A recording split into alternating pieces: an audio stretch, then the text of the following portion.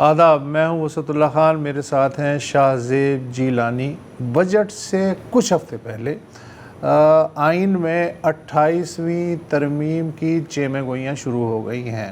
یہ کیا وقت ہے، ایسا کیوں ہو رہا ہے اور کتنا ممکن ہے اس ترمیم پہ لوگوں کو متفق کرنا، سیاسی جماعتوں کو متفق کرنا، اور کیا آگے ہونے جا رہا ہے، اس پہ ہم ذرا کھل کے بات کریں گے۔ بین الاقوامی ٹریبونل کہتا ہے کہ بھارت پاکستان کا پانی نہیں روک سکتا، بھارت کہتا ہے کہ ٹریبونل ہی غیر قانونی ہے۔ اب پاکستان کے پاس کیا راستہ باقی بچتا ہے؟ لیکن اس سے پہلے ہم جو خلیج کی صورتحال ہے، امریکہ اور ایران کے معاملات ہیں، اس کا ایک مختصر جائزہ آپ کو پیش کر رہے ہیں کہ ایران کے بقول پاکستان کے توسط سے بات چیت جاری ہے، اور ایران نے ایک نظر ثانی شدہ 14 نکاتی امن فارمولہ پاکستان کے حوالے کیا ہے۔ صدر ٹرمپ کا کہنا ہے کہ گھڑی ٹک ٹک ٹک کر رہی ہے۔ اسرائیلی چینل 13 نے خبر دی ہے کہ گزشتہ 24 گھنٹے میں امریکہ نے جرمنی میں موجود اپنے اسلحے کا ایک بڑا ذخیرہ کارگو جہازوں کے ذریعے اسرائیل منتقل کیا ہے۔ گزشتہ روز صدر ٹرمپ نے اسرائیلی وزیر اعظم سے فون پہ آدھے گھنٹے سے زائد وقت بات بھی کی ہے۔ ایرانی سیکرٹری خارجہ اسماعیل بقائی نے کہا ہے کہ ایران پرامن مقاصد کے لیے یورینیم کی افزودگی کے حق سے کسی طور دستبردار نہیں ہوگا۔ امریکہ کا اصرار ہے کہ ایران کم از کم 20 برس کے لیے یہ حق بھول جائے۔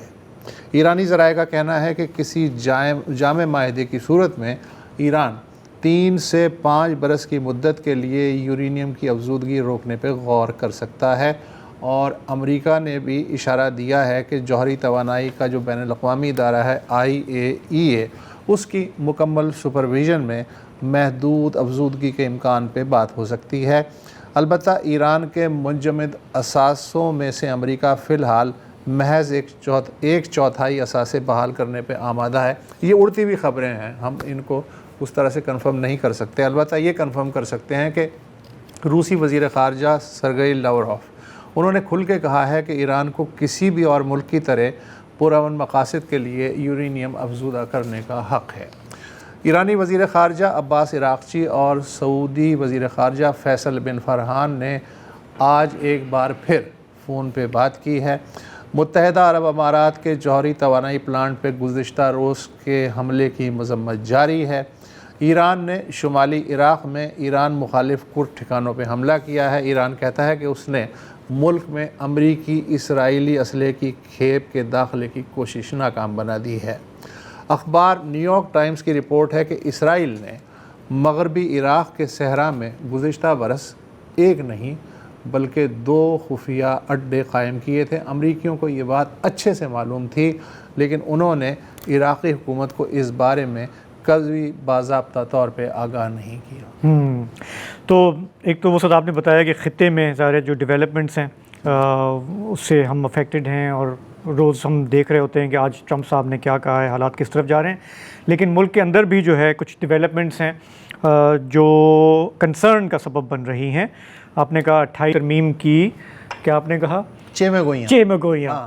اور آپ کیا ابھی مجھے بتا رہے تھے کہ چیمیں گوئیاں جو ہیں، چیمیں گوئی کا مطلب ہوتا ہے کہ آپ نے کیا کہا، چیمیں گوئی، ٹھیک ہے، اور ہم نے جو اردو صحافت کے لوگ ہیں اس کو کچھ عجیب سا کر کے چیمیں گوئیاں کر دی۔ جس طرح ہم نے بہت ساری چیزیں بدل دی، ہم نے کسی ایرانی سے کہیں چیمیں گوئیاں، وہ سمجھے گا نہیں کہ وہ نہیں سمجھے گا۔ تو چلے میں کہتا ہوں کہ 18ویں ترمیم کی باز گشت ہے۔ 28ویں ترمیم، ہاں 28ویں ترمیم، گڈ کاپ بیڈ کاپ شروع ہو چکا ہے۔ اچھا، اس میں یہ ایک ہمہ جہتی، ایک بہت ہی وسیع اور ایسی ترمیم ہے جو اگر ہوتی ہے، جو باتیں سامنے آ رہی ہیں تو اس کے بہت ہی دور رس اثرات ہوں گے۔ موٹی موٹی بات کیا سامنے آئی ہے اب تک نکل کر، وہ یہ کہ جی کہ NFC ایوارڈ جو ہے، نیشنل فائنانس کمیشن ایوارڈ، اس کو ہمیں ری ڈیزائن کرنا ہے، کیونکہ صوبوں کو حصہ بہت زیادہ چلا جاتا ہے، وفاق کے پاس کچھ بچتا نہیں ہے، سرکار چلانا مشکل ہو جاتا ہے۔ یہ ہم کافی عرصے سے سن رہے ہیں، اور اب یہ بات آ رہی ہے کہ اگلی ترمیم میں شاید اس کو ٹویک کیا جائے گا۔ اسی طرح سے ایک عرصے سے یہ خبریں سامنے آ رہی ہیں کہ صوبوں سے کچھ وزارتیں جو ہیں وہ واپس لی جائیں گی, کچھ محکمے واپس لیے جائیں گے کیونکہ صوبوں نے اس میں پرفارم نہیں کیا, وہ وفاق کے پاس ہونے چاہیے. مقامی حکومتوں کو بااختیار کرنے کی جو خواہش ہے, جس پہ خاص کر کے MQM جس کو چیمپئن کرتی ہے, اس کا اس میں پروویژن لایا جائے گا. بے نظیر انکم سپورٹ پروگرام کے حوالے سے بار بار بات آ رہی ہے کہ جی وہ صوبوں کے پاس جانا چاہیے, سندھ کے پاس ہے, وہ اپنے ان کے پاس وسائل ہیں وہ دیں, اس کا نام بے نظیر پروگرام رکھیں, کچھ اور نام رکھیں, آپ کی مرضی ہے, وفاق یہ بوجھ کیوں اٹھائے. تو اس طرح کی چیزیں سامنے آ رہی ہیں. لیکن جو ایک ایکسپلوسو چیز سامنے آئی, اس کو ہم شوشہ بھی کہہ سکتے ہیں, وہ یہ کہ اس پہ بھی شاید غور ہو رہا ہے کہ ووٹرز کی ایج جو ہے وہ 18 سے بڑھا کر 25 کی جائے. اس پر جہاں تک میں نے دیکھا ہے پچھلے چند دنوں میں ہر طرف سے کرٹیسزم سامنے آیا ہے. اس پورے معاملے میں 4-5 دن میں ہمارے جو وزراء ہیں ان کے بیانات ہی کافی ہیں ایک بھرپور کنفیوژن کریٹ کرنے کے لیے. وہ تو پارٹ آف اسٹریٹجی ہوتا ہے نا. ٹھیک ہے, 26ویں ترمیم پہ بھی اسی طرح کا ماحول ہوا کنفیوژن کا, 27 میں بھی یہی ہوا. پھر اچانک سے جو ہے وہ وزیر قانون لے آئے تھے مسودہ, اور پھر کچھ لوگوں نے آنکھوں میں آنسو بھر کے اس کو یس کر دیا, کچھ نے بغیر آنسو بھرے یس کر دیا. ٹھیک ہے, تو وزراء کیا کہہ رہے ہیں سن لیتے ہیں. رومرز کے اوپر کامنٹ کرنا بنتا ہی نہیں ہے. رومر 100 طرح کے چل رہے ہوتے ہیں, پتہ نہیں کون یہ چلاتا ہے, بٹ آئی تھنک رومرز کے اوپر اب میں کیا کامنٹ کر سکتا ہوں. تو ایسا کچھ نہیں ہونے والا, میری علم میں ایسی کوئی بات نہیں ہے. جو مجھے پتہ لگا دیز آر آل رومرز, تو اس پہ کنجیکچر کے اوپر اب کامنٹ تو نہیں کیا جاتا. بالکل 28ویں ترمیم آ سکتی ہے, اور اس کے اوپر وزیر اعظم نے بھی اندیا اور اشارہ دے دیا ہے, بالخصوص 140A کے حوالے سے کہ ہمارے اتحادی جن کے ساتھ ہم نے وعدہ کیا, جن کو ہم نے پوری سپورٹ لینڈ.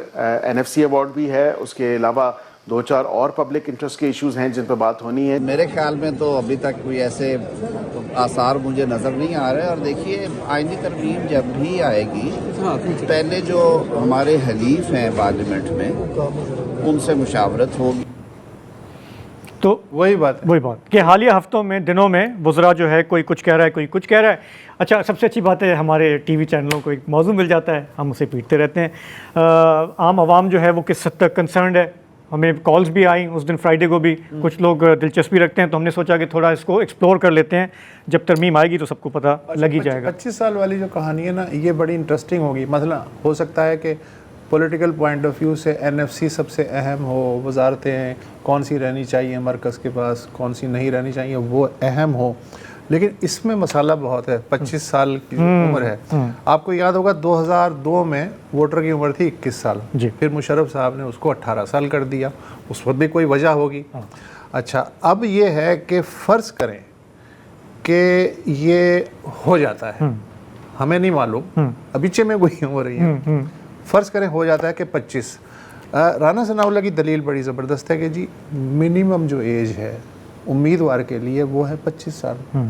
تو جو امیدوار ہے اگر وہ 25 سال کی عمر سے پہلے الیکشن نہیں لڑ سکتا, تو ووٹر کی عمر کیوں 25 سال نہیں ہونی چاہیے. اس پہ جو PTI کے سیکرٹری اطلاعات ہیں شیخ وقاص اکرم, انہوں نے کہا ہے جی کہ اگر 18 برس کا شہری فوج اور پولیس میں بھرتی ہونے کا اہل ہے, شادی کی ذمہ داری اٹھانے کا اہل ہے, تو ووٹ دینے کا اہل کیوں نہیں ہو سکتا. اچھا, باقی جو لوگ ہیں وہ یہ کہہ رہے ہیں کہ اصل گیم یہ ہے کہ اس ترمیم کی صورت میں 24 سال تک کی عمر کے 24% ووٹر نکل جائیں گے, اور وہ ان کے بارے میں خدشہ یہ ہے 18, 19, 20 سال کے جو بچے ہیں کہ وہ جو موجودہ حکمران پارٹیاں ہیں ان کے نہیں ہیں, یہ ان کے ہیں, یہ ہے گیم. اور یہ انہی کا ڈر ہے کہ اس طرح کی یہ تجویز سامنے آئی ہے. آپ نے کہا تقریباً یہ 24% بنتا ہے ہمارے الیکٹریٹ کا ٹوٹل. اور تعداد میں دیکھ رہا تھا کہیں پہ وہ کہہ رہے ہیں کہ 3 کروڑ جو ہے نوجوان جو ہیں, ہاں ان کو اس حق سے محروم کرنے کی بات ہے. تو مجھے تو لگ رہا ہے کہ یہ شوشہ ہے, اور اس پہ ظاہر ہے کہ ہم سب کو بحث میں الجھا دیا گیا ہے. لیکن ہمارے صحافی ہیں لاہور سے ماجد نظامی, وہ سخت میں پروگرام میں جوائن کر رہے ہیں. ماجد, جو تجاویز سامنے آ رہی ہیں اس پہ بھی بات کرتے ہیں. پہلے تھوڑا سا ہمارے دیکھنے والوں کو یہ ایک سینس دیں گے کہ پیپلز پارٹی نے کہا کہ جی ہمارے بغیر تو یہ کوئی ترمیم پاس نہیں ہو سکتی. یہ بات ان کی صحیح ہے, وزیر بھی جو ہیں وہ اس بات کو مان رہے ہیں. اعداد و شمار کے حساب سے اگر ہم دیکھیں تو آپ نے جہاں تک آبزرو کیا ہے تو جو سیاسی قوتیں ہیں پارلیمنٹ کے اندر उनका जो रिएक्शन सामने आया है उससे तासुर क्या उभर रहा है कि आखिर में इस परचम के साए तले हम सब एक हो जाएंगे? जी बहुत शुक्रिया। पहली बात तो ये है कि वज़ीर कानून आज़म नज़ीर तारड़ ने जो कहा है कि जी हम हलीफों से मुशावरत करेंगे, तो पहला सवाल तो ये कि क्या आज़म नज़ीर तारड़ साहब से भी कोई मुशावरत करेगा या उनकी बारी नहीं आएगी? और दूसरा मसला इसमें ये है कि ये वो असम्बली है, हमें ये याद रखना चाहिए कि जो इलेक्शन में 2/3 मेजॉरिटी नहीं लेके आई। ये इलेक्शन के 4-6 महीने बाद इसको 2/3 मेजॉरिटी मिली है। तो इसके अंदर हमें बहुत सी गैर मुतवक्को चीज़ें जो हैं वो एक्सपेक्ट करनी चाहिए। और अभी पिछले दिनों जो कुछ आइनी तरमीम हुई हैं, उनमें से एक आइनी तरमीम सेनेट में 16 मिनट में पास हुई है। मतलब वो आई, वोटिंग हुई, कानून बना, सब कुछ हो गया, 16 मिनट लगे उसके ऊपर। इसलिए मेरी राय में मामला जो है वो यही है कि वो जो एक फाइल तहरीक इंसाफ के दौर में होती थी कि जी 10 साल का तरक्की का एक दौर आएगा, वो फाइल इस हुकूमत में भी किसी के हाथ लग गई है और वो कहते हैं कि जो 10 साल तरक्की का दौर है उसके लिए कुछ मेजर इक़दाम करने की ज़रूरत है। उसमें ये फिर NFC का मामला है, बाकी वजारतों का मसला है, और ये जो मामला है वोटर की एज वाला, तो मेरा ख्याल है कि इसकी बड़ी पुरानी जड़ें हैं। हमारे सामने जनरल अयूब की मिसाल है कि जिन्होंने BD मेंबर्स के जरिए जो है वो MNAs मुंतखब करवाने शुरू कर दिए थे। तो बुनियादी मसला यही है कि कुछ लोग शायद ये समझते हैं कि शऊर और अकल की या फहम की जो कमी है उसकी वजह से कौम के जो बड़े फैसले हैं वो नहीं हो पाते और अवाम कोई गलत फैसले कर देती है। तो ये बुनियादी तौर पे काफ़ी अरसे से चीज़ चली आ रही है। अब चूंकि सिस्टम को इस वक्त एक अपोजिशन का सामना है और उसकी वजह से उससे निकलने की, उससे आगे बढ़ने की कुछ तदाबीर की जा रही हैं। तो उम्मीद है कि जिस तरह हमने देखा कि 26वीं और 27वीं आइनी तरमीम में पहले कुछ शोशे छोड़े जाते थे, मिसाल के तौर पे जजेस के तबादले की बात शुरू हुई, फिर हमने देखा कि वो हो गई। फिर इसी तरह पिछली आइनी तरमीम में हमने हेल्थ एंड एजुकेशन के ऊपर बात सुनी, अब उसके ऊपर मजीद बात हो रही है।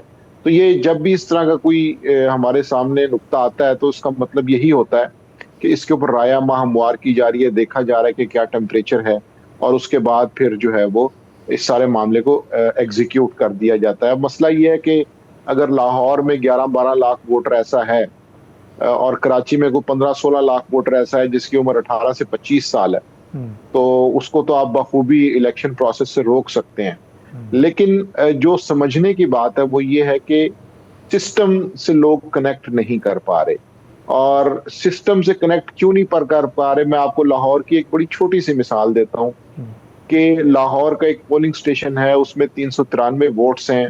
इलेक्शन 2024 में वहां से ओन चौधरी साहब को 696 वोट पड़ जाते हैं। टोटल जो कास्ट वोट है वो 393 है, 696 वोट ओन चौधरी साहब को पड़ गए।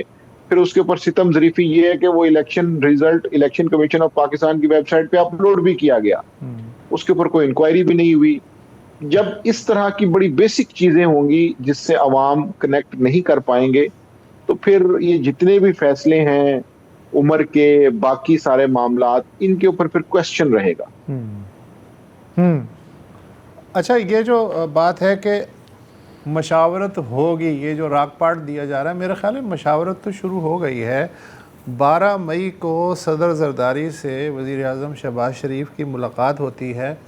उसमें इसहाक़ डार साहब भी हैं, स्पीकर अयाज सादिक साहब भी हैं, वज़ीर क़ानून आज़म नज़ीर तारड़ भी हैं, वज़ीर दाखिला मोहसिन नक़वी भी हैं, सेनेटर सलीम मांडवी वाला भी हैं, डॉक्टर आसिम भी हैं। ये होती है। अब ज़ाहिर है कि उसमें ईरान पे यकीनन बात हुई होगी, लेकिन इतनी लंबी मीटिंग में सिर्फ ईरान पे तो बात नहीं हुई होगी, अंदरूनी हालात का भी जायज़ा लिया गया होगा। मुझे याद पड़ता है कि जब 26वीं और 27वीं तरमीम हो रही थी तो बिलावल साहब ने एक अलग से एक स्टैंड लिया था कि जी हमसे मुशावरत नहीं की जा रही या हमें शरीक नहीं किया जा रहा। एग्जैक्टली जरदारी साहब चुप हैं, लेकिन बिलावल जो हैं उनको उन्होंने उस पर लगा दिया कि हमसे अभी तक मुशावरत नहीं की, यानी वहाँ भी गोल मोल है।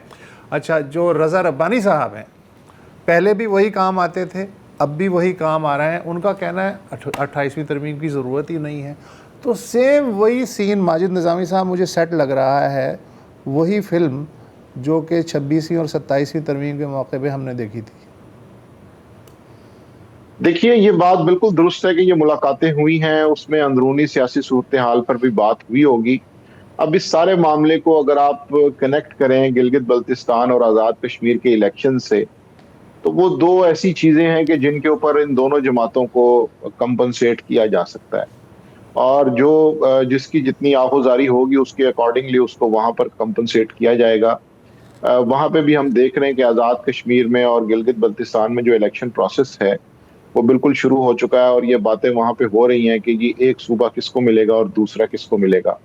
تو اس حوالے سے میرا خیال ہے کہ یہ جتنی بھی بات چیت خصوصاً پیپلز پارٹی کی جانب سے ہو رہی ہے، اب دیکھنا یہ کہ کیا پیپلز پارٹی آزاد کشمیر اور گلگت بلتستان دونوں صوبے چاہتی ہے، صوبہ تو نہیں کہنا چاہیے، مطلب دونوں اکائیوں کے حوالے سے وہ رضامندی دیتی ہے، یا وہ کسی ایک پہ راضی ہو جائے گی.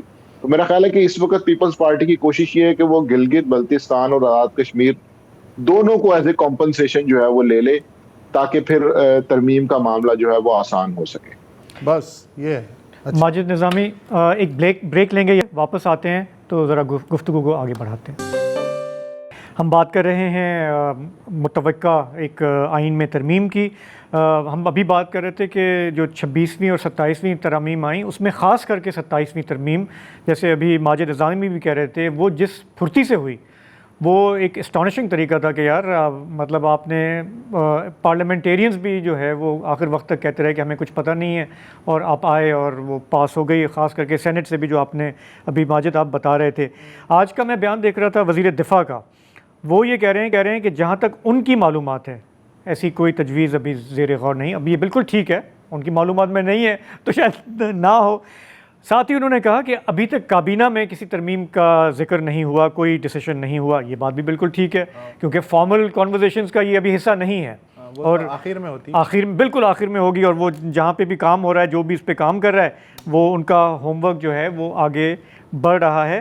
آپ نے پہلے بات کی ماجد کہ یہ عوام میں بہت ساری چیزیں پھینک دی جاتی ہیں ذرا دیکھنے کے لیے کہ ریئیکشن کیا آ رہا ہے، ٹھیک ہے نا. مجھے سمجھ نہیں آتی کہ یہ اس کی بھی ضرورت کیوں پڑتی ہے، کیونکہ پولیٹیکل پارٹیز تو چلیں آئیڈیاز فلوٹ کرتی ہیں دیکھنے کے لیے کہ یہ عوام میں مقبول ہوگا یا نہیں ہوگا، لیکن جس طرح سے معاملات اس ملک میں چلتے آ رہے ہیں، at the end of the day doesn't really matter کہ عوام میں امپیکٹ کیا ہے. اب چونکہ ہم بات کر ہی رہے ہیں، تھوڑا سا میں یہ آپ کا ویو چاہ رہا تھا کہ مقامی حکومتوں کو بااختیار بنانا، ان کو مضبوط کرنا، یہ ایک ایسی چیز ہے جو ڈائریکٹلی عوام سے ریلیٹڈ ہے. اور آپ کراچی سے لے کر پشاور، لاہور، جہاں بھی جائیں گے لوگ بولیں گے کہ یہ ہمارے نالیوں کے مسئلے، ہمارا ایجوکیشن، ہیلتھ کے معاملات جو ہیں، کیوں ہم اس کے لیے جو ہے پروونشل کیپٹلز میں بھاگتے ہیں. تو تھوڑا بتائیں گے کہ اس پر مسلم لیگ نواز کا اپنا موقف کیا ہے. یہاں پہ سندھ میں MQM اس کو بہت چیمپئن کرتی ہے، وہاں پہ نہ الیکشن ہوئے ہیں، نہ کچھ ایسا نظر آتا ہے. وہاں پہ آپ کیا سن رہے ہیں؟ جی بالکل، یہاں پہ یہ بات ہو رہی ہے، اور جو NFC کے حوالے سے بھی آپ نے بات کی، اس میں بھی سب سے بڑا اعتراض یہی کیا جاتا ہے کہ اس کے بعد جو پروونشل فائنانس کمیشن بننے تھے اور جو ڈسٹرکٹس کو ایلوکیشن ہونی تھی فنڈز کی، وہ نہیں ہوئی. تو اس سے وہ جو امبیلنس کریٹ ہوتا ہے، اس میں یہ پتہ نہیں ہوتا کہ لیا کو کتنے پیسے جا رہے ہیں اور لاہور کو کتنے جا رہے ہیں اور کشمور کو کتنے جا رہے ہیں اور کراچی کو کتنے جا رہے ہیں. تو یہ ایشو تو بالکل ہے، اور اس کے اوپر ہم دیکھ رہے ہیں کہ PMLN کی جانب سے مکمل خاموشی اختیار کی گئی ہے. 2 سے 3 دفعہ لوکل گورنمنٹ کے مسودے بنائے گئے ہیں، اور اس کے اندر بھی ایسی چیزیں تھیں کہ اگر آپ اس کی تفصیل پڑھیں تو اس میں ایسا کچھ نہیں لگ رہا تھا کہ جس کے اندر لوکل گورنمنٹ جو ہے اس کو امپاور کیا جا رہا ہے، بلکہ کئی جگہوں پہ تو DC جو ہے اس کو زیادہ اختیارات ملے ہوئے تھے عوامی نمائندوں سے. پھر اس میں PMLN کی جانب سے ایک اور کوشش کی گئی، جس طرح ابھی ہم 18 سے 25 سال کے اس پوری تھیوری کا ذکر کر رہے تھے، تو PMLN نے یہ کیا کہ انہوں نے کہا کہ جو یونین کونسل کا ناظم ہے وہ ڈائریکٹ ووٹ سے منتخب نہیں ہوگا، بلکہ جو کونسلرز الیکٹ ہوئے ہوں گے وہی اس کو کر لیں گے.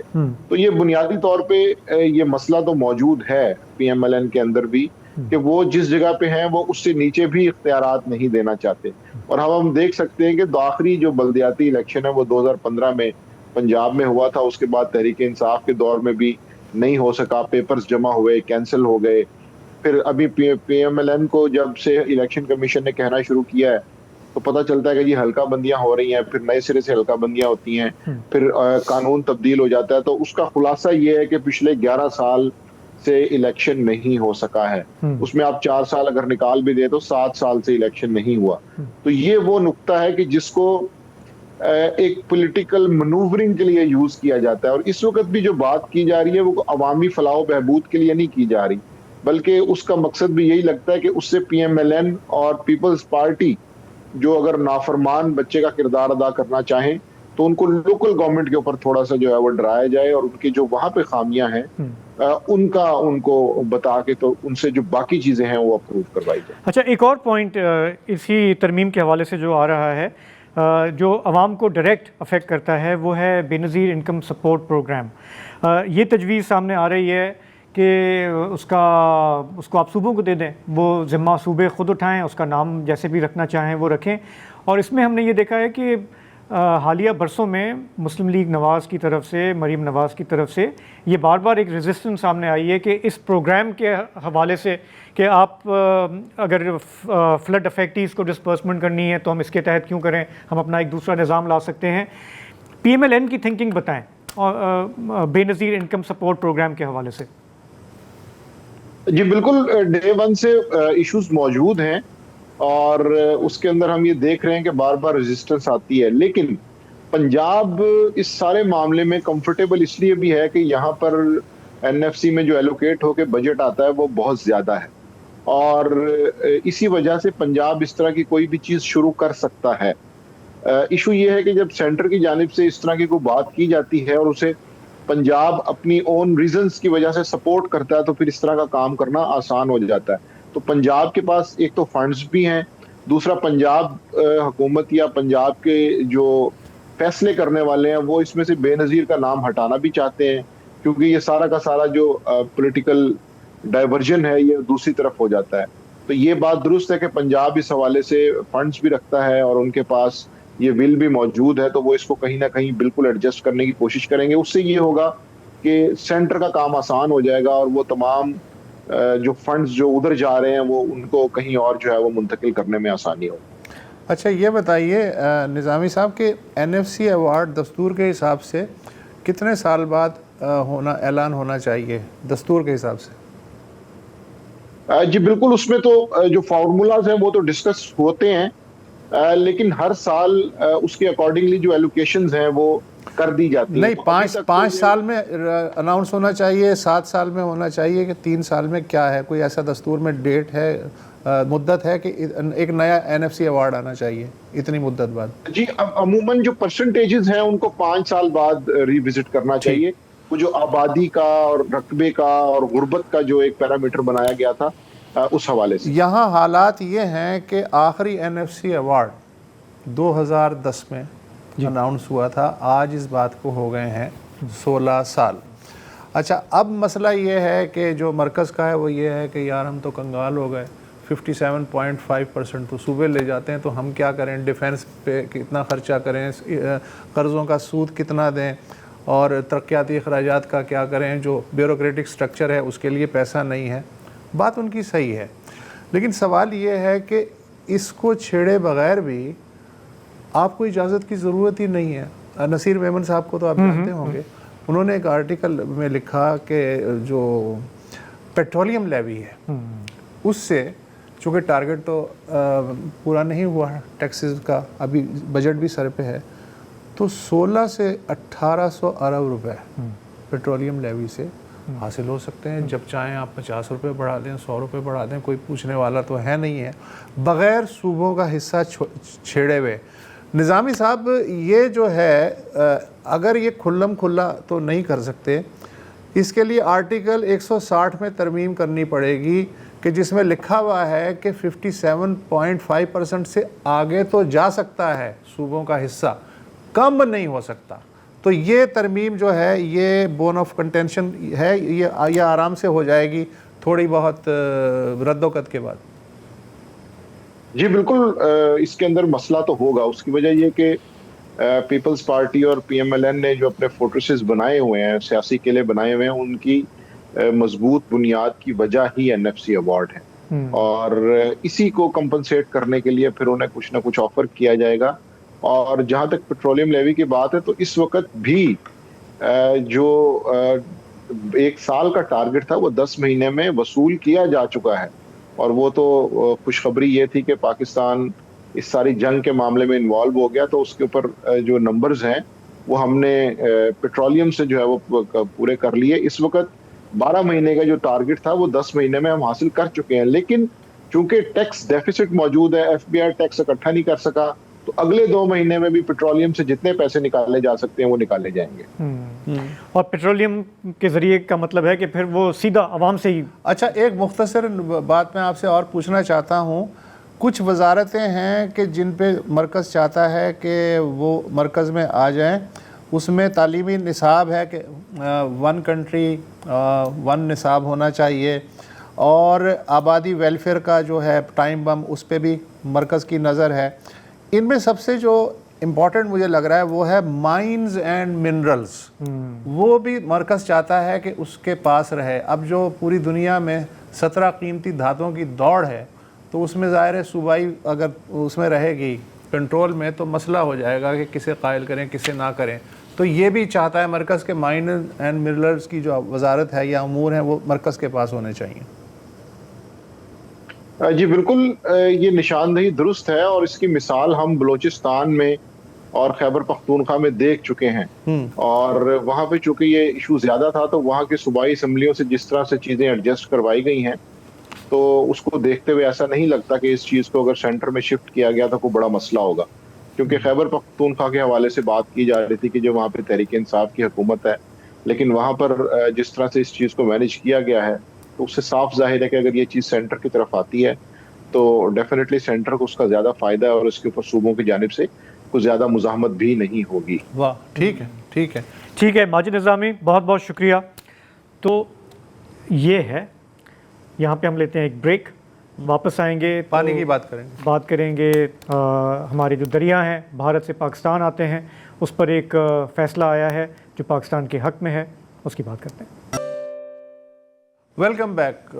دی ہیگ میں بین الاقوامی ثالثی کے مستقل ٹریبونل نے 3 روز پہلے اپنے فیصلے میں کہا ہے کہ پانی کی تقسیم سے متعلق انڈس واٹر ٹریٹی اب بھی ایک مؤثر معاہدہ ہے اور اسے یک طرفہ طور پہ کوئی فریق معطل نہیں کر سکتا. گزشتہ برس بھی ٹریبونل نے فیصلہ دیا تھا کہ بھارت پاکستان کو ملنے والے 3 مغربی دریاؤں کے بہاؤ میں کوئی مداخلت نہ کرے. اس بابت بھارت پاکستان کو تمام ضروری معلومات فراہم کرنے کا بھی پابند ہے. پاکستان نے ظاہر ہے اس فیصلے کا خیر مقدم کیا. البتہ بھارتی وزارت خارجہ کے ترجمان رندھیر جائسوال نے ٹریبونل کے فیصلے کو غیر قانونی قرار دیتے ہوئے کہا کہ بھارت بدستور معاہدے کو معطل رکھے گا. واضح رہے کہ بین الاقوامی ٹریبونل نے گزشتہ برس اگست میں واضح کیا تھا کہ اس کی رائے حتمی ہوتی ہے اور فریقین اس پہ عمل کرنے کے پابند ہیں. بھارت نے گزشتہ برس اپریل میں پہلگام حملے کے بعد سندھ طاس معاہدے کو یک طرفہ طور پہ معطل کر رکھا ہے. فی الحال مونسون سیزن لگ بھگ 2 ماہ دور ہے، مگر مقبوضہ کشمیر سے پاکستان میں داخل ہونے والے دریاؤں کے بہاؤ سے بھارت مسلسل آنکھ مچولی کا کھیل کھیل رہا ہے. کبھی بہاؤ اچانک بڑھ جاتا ہے تو کبھی بہت کم ہو جاتا ہے. پاکستان نہ تو اضافی بہاؤ کو ذخیرہ کر پا رہا ہے نہ ہی کچھ اور. اس تناظر میں ہم نے ماحولیاتی تبدیلیوں پر نگاہ رکھنے والے ادارے AIGO کے سربراہ عاصم جاوید سے اس پورے شاخسانے کی الف بے تے جاننے کے لیے رابطہ کیا ہے. شکریہ عاصم، آپ نے ہمیں جوائن کیا. یہ فرمائیے کہ بھارت نے تو بالکل ہاتھ کھڑے کر دیے. انہوں نے کہا نہ ہم ٹریبونل کو مانتے ہیں نہ اس کے فیصلے کو مانتے ہیں، سب غیر قانونی ہے. اب پاکستان کے پاس کیا راستہ ہے؟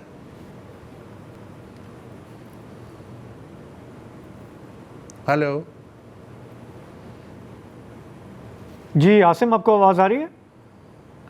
جی میری آواز آ رہی ہے آپ کو؟ جی بالکل، ہاں بتائیں. اب بتائیں، آپ نے سوال سن لیا؟ यस सर, मैंने सवाल सुन लिया। ठीक है। सर, पाकिस्तान के पास बहुत सारे ऑप्शंस हैं जिनको एक्सरसाइज किया जा सकता है। सबसे पहले जैसे आपने एक्सप्लेन किया कि इस आर्टिकल की 4 नंबर शीट ये बताती है कि कोई भी फ्रीक अकेले इसे खत्म नहीं कर सकता। That's why India is using a technical term कि सस्पेंड किया है। सो अगर इसे उन्हें खत्म करना है तो इसके लिए दोनों फ्रीकैन को मिलकर एक नई ट्रीटी साइन करनी होगी, जो पॉसिबल नहीं है राइट नाउ। पाकिस्तान के पास जो ऑप्शंस हैं वो पाकिस्तान को एक जजमेंट मिली है, पाकिस्तान को चाहिए इसे इंटरनेशनल इंस्टीट्यूट्स के इंटरनेशनल जजमेंट्स को इस रिकॉर्ड का हिस्सा बनाए। इंडिया की नॉन कंप्लायंस को UN, world bank, OIC different forums पर, सिक्योरिटी के डिफरेंट फोरम्स पर उठाए, इवन तो क्लाइमेट के डिफरेंट फोरम्स पर उठाए, क्योंकि इंडिया ग्रीन क्लाइमेट की फंड की मद में लॉट ऑफ मनी इंडिया ले रहा है। और हमें एक कंप्लीट पेपर ट्रेल बनानी पड़ेगी। मतलब सुनने को कि ये पेपर ट्रेल है, इसका क्या ही फायदे, लेकिन उसके बाद इंडिया जब भी किसी चीज के लिए जाएगा दैट विल हॉन्ट देम। अगर हम एक अच्छी पेपर ट्रेल का बनाने में इंटरनेशनली बिग फोरम्स पर, ईयू पर, ओआईसी पर बनाने में कामयाब हो जाते हैं, इट विल डेफिनेटली हमें बहुत सारे फायदे देगी। और उसके अलावा मसलन क्या फ़ायदे देगी, क्या फ़ायदे देगी अगर हम फाइलों के कागज़ पूरे रखें, क्या फ़ायदे देगी? वो तो कह रहे हैं जी जो करना है कर लो, हम तो अपनी मर्जी करेंगे, हम सिर्फ फाइलें बनाते रहें।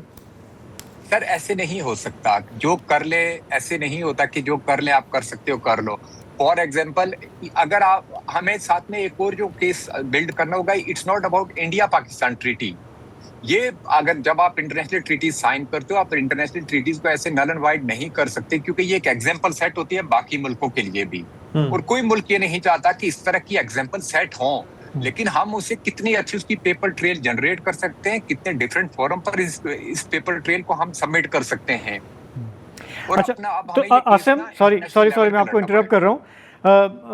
मैं आपकी बात से ये समझाऊं कि गिवन योर एक्सपर्टीज़, मतलब ज़ाहिर है कि आप कोई लीगल एक्सपर्ट नहीं है, तो लेकिन आप ये कह रहे हैं क्योंकि आप इंफॉर्मेशन के उसमें काम करते हैं, आप ये कह रहे हैं कि जो सैटेलाइट डेटा है, जो ओपन सोर्स डेटा है, उससे हम अपना जो बयानिया है या हमारा पॉइंट ऑफ व्यू है, हमें उसको सॉलिड तरीके से मुरतब करना चाहिए एविडेंस की बेस पे, और फिर बाकी दुनिया से शेयर करना चाहिए कि इंडिया किस तरह से वायलेट कर रहा है। अगर मैं आपसे ये पूछूं कि जब से इंडिया ने इसको मुअत्तल किया है तो वो डेटा शेयर नहीं कर रहे, राइट? तो हमारे पास ओपन सोर्स डेटा क्या है ताकि हम अपना जो पॉइंट ऑफ व्यू है, जो पाकिस्तान का पॉइंट ऑफ व्यू है, हम उसको मुरतब करें और सपोर्ट करें? सर ओपन सोर्स पे डाटा मौजूद है, लेकिन ओपन सोर्स के डाटा को कहीं ना कहीं ऑथेंटिसिटी चाहिए, और उसके लिए हमें एआई मॉडल्स ट्रेन करने पड़ते हैं। एआई मॉडल्स ट्रेनिंग के लिए हमारे पास वो डाटा अवेलेबल नहीं है।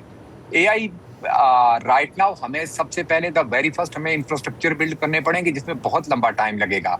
तो करंटली हम ये कर सकते हैं, हम अपने टेलीमेट्री सिस्टम को बेहतर कर सकते हैं। अभी हमारे पास हडमराला से जो आ रही है वो 1 आवर 2 आवर समटाइम्स 6 आवर्स बाद की रीडिंग्स आती हैं, लेकिन अगर हम इसी टेन्योर को 10 मिनट्स पर पे ले जाएं तो आफ्टर सम टाइम्स हम एआई एल्गोरिथम के थ्रू ओपन सोर्स डाटा, जिसमें बहुत सारे सैटेलाइट डाटा है, यूरोपियन सैटेलाइट डाटा है, अमेरिकन है, जापानीज हैं, उनके थ्रू देन हम, क्योंकि पानी को it take almost 12 to 24 hours from to get into two हडमराला।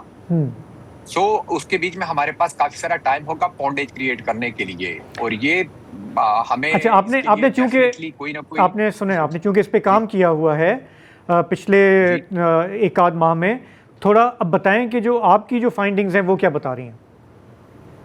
Sir हमारी फाइंडिंग ये बता रही है कि राइट नाउ ये बिल्कुल सही नहीं है कि इंडिया ने पानी रोका है। ये स्टेटमेंट कंप्लीटली सही नहीं है। उन्होंने पानी नहीं रोका, वो पानी को कंट्रोल कर रहे हैं अपनी मर्जी के हिसाब से। जब उनका दिल करता है, जब उन्हें खुद इलेक्ट्रिक की जरूरत है, तो वो उस वक्त पानी यकदम ज्यादा छोड़ देते हैं, फिर पानी को रोक लेते हैं।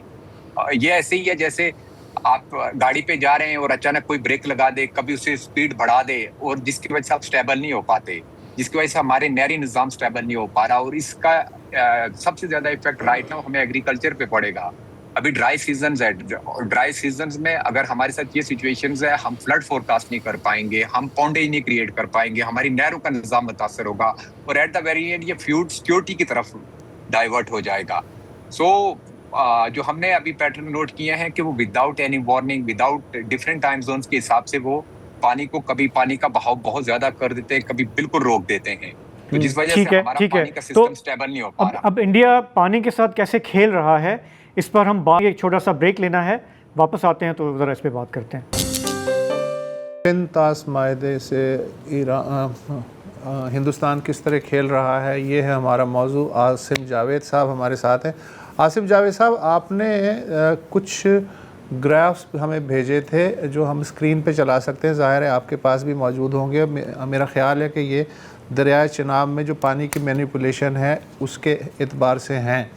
تو یہ ذرا ہمیں گرافس کی مدد سے آپ سمجھائیں گے کہ ہمارے ناظرین کو کہ آپ کیا کہنا چاہ رہے ہیں. سر جیسے کہ آپ یہ گرافس میں ویری کلیئرلی دیکھ سکتے ہیں کہ یہ لگتا ہے کسی پیشنٹ کی ہارٹ بیٹ ہے, جبکہ پانی کے فلوز ایسے نہیں ہوتے.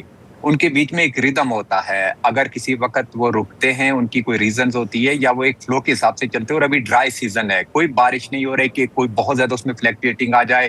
ابھی اسٹل گلیشیئرز ملٹنگ نہیں ہے. یہ کلیئر ایویڈنس ہے کہ انڈیا ہمارے پانی کو ہمارے خلاف ایز اے ویپن یوز کر رہا ہے.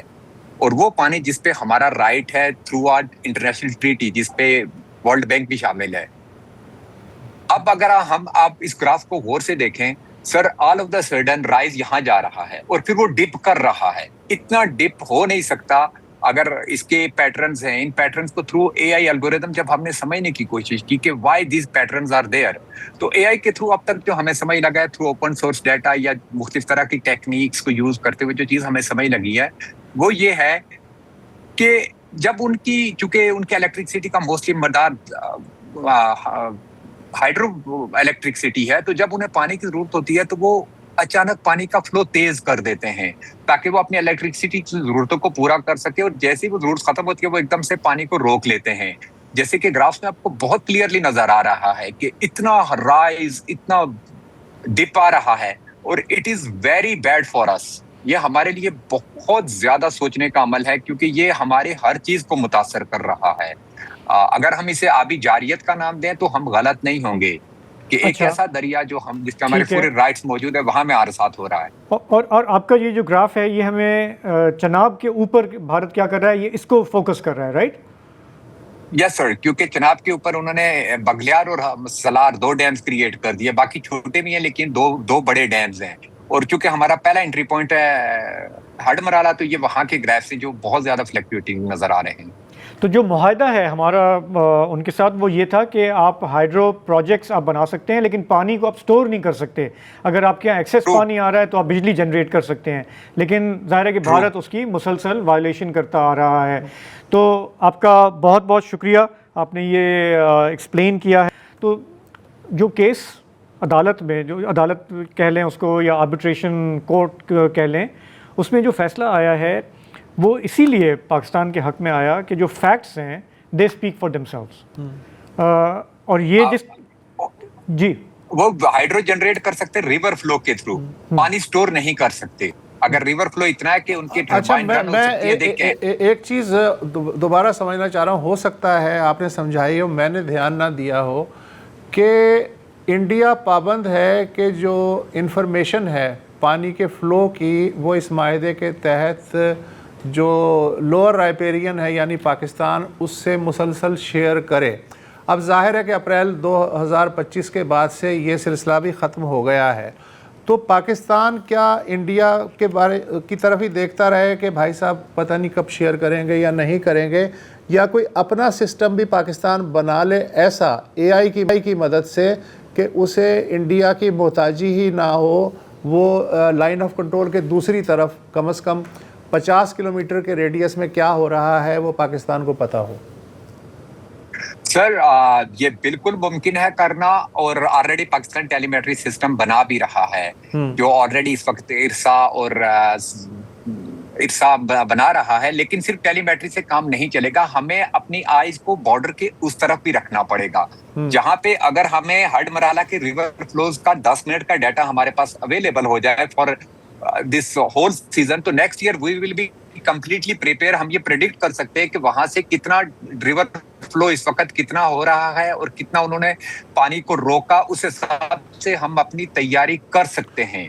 اچھا, لیکن پریکٹیکلی عاصم صاحب پچھلے سیلاب میں ہم نے دیکھا کہ اگر 2-2.5 گھنٹے کا بھی ٹائم مل جائے کہ وہاں سے اتنا بڑا ریلا آ رہا ہے تو پاکستان کے پاس کیپیسٹی تو محدود ہے اس سے نمٹنے کے لیے. یہ تو ہم نے دیکھا ہے پریکٹیکلی. سر پاکستان کے پاس کیپیسٹی محدود ہے، لیکن کیونکہ ہم بارڈر کے اس طرف نہیں دیکھ پا رہے. لاسٹ ایئر بھی ہماری جو گاجز تھی آن گراؤنڈ ان میں ایشوز ڈیفینیٹلی آئے تھے. دیٹس وائی اس کی وجہ سے بھی کچھ پرابلمز 100% کریٹ ہوئے تھے، کیونکہ لاسٹ ایئرس کے بھی اگر اب جب ہم مختلف ڈیٹاز کو دیکھتے ہیں تو اس میں بھی ڈیٹا کچھ اور بتا رہا ہے، ہمیں کچھ اور چیزیں بتائی جا رہی ہیں جتنے زیادہ تباہیاں ہوئی تھی. تو اس سال بھی اگر سیم تب تو پھر بھی یہ تھا کہ ہمیں انڈیا سے کچھ انفارمیشن مل رہی تھی. اس دفعہ اگر انفارمیشن نہیں ملتی تو ہم اور زیادہ نقصان اٹھائیں گے، کیونکہ ہمارے اس طرف آئیز ہی نہیں ہے. ہمیں پتہ ہی نہیں کہ وہ کتنا پانی آ رہا ہے کتنا جا رہا ہے، اور وہ ابھی اسے روک بھی رہے ہیں چھوڑ بھی رہے ہیں، لیکن تب نہیں کر سکیں گے. ٹھیک ہے، آپ کا بہت بہت شکریہ آپ نے پروگرام میں جوائن کیا.